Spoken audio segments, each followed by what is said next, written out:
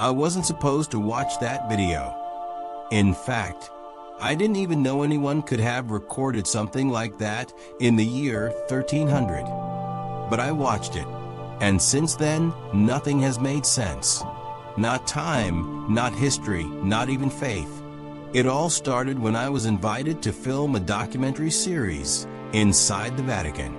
The objective was simple: explore the underground chambers and tell old church stories that never reached the public.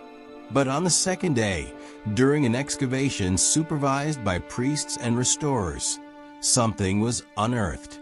An iron capsule completely sealed. No cross, no sacred symbols. Just a single date etched by hand. Anno Domini MCCC, the year 1300. They almost didn't let me film. But when they opened the capsule, no one said a word.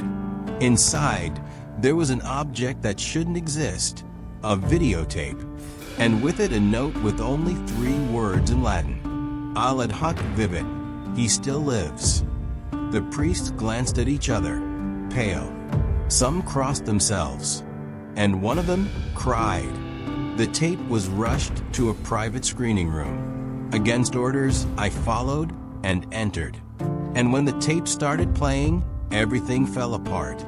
On the footage, a man dressed like a pope appears.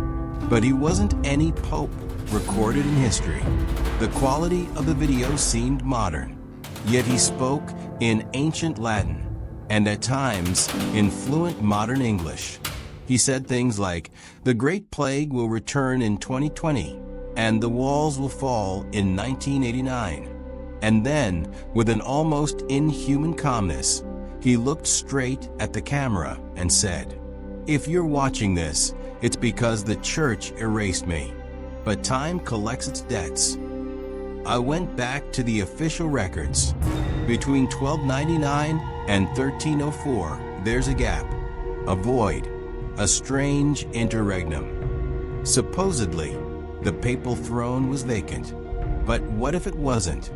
What if someone or something occupied that throne and was erased from history? The following days were a nightmare. The archives I checked vanished. The digital copies deleted. The researchers who helped me disappeared. And I began having dreams. Always the same, the Pope from the video walking down a dark corridor. And at the end he reaches out his hand to me. That's when I discovered the name of a secret order, Custodes Temporis, the Guardians of Time, an inner sect of the Church created to protect or hide distortions in the papal timeline. And that's when I found a secret passage beneath St. Peter's Basilica. Behind a stone wall, there was a mirror. Not an ordinary mirror. It was covered in symbols, and at the top an inscription, Cavidit Tempus Precium Solvet, who sees time must pay its price. I touched the mirror, and for a moment, I ceased to exist. I saw castles. I saw cardinals burning documents. I saw a black throne, and I saw myself kneeling before the Pope from the video. He placed his hand on my head and said, "You were my scribe. You helped me before. You will help me again." I woke up in my bed at the Vatican, sweating, trembling. But something was different.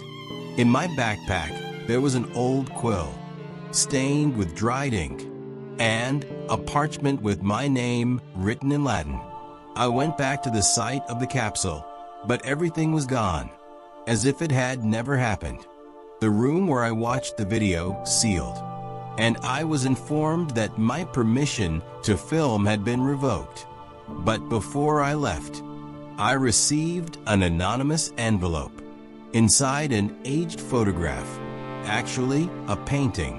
It showed a medieval scene, a pope in a dark robe, standing, and beside him me, wearing clothes from the era, with the same quill in my hand.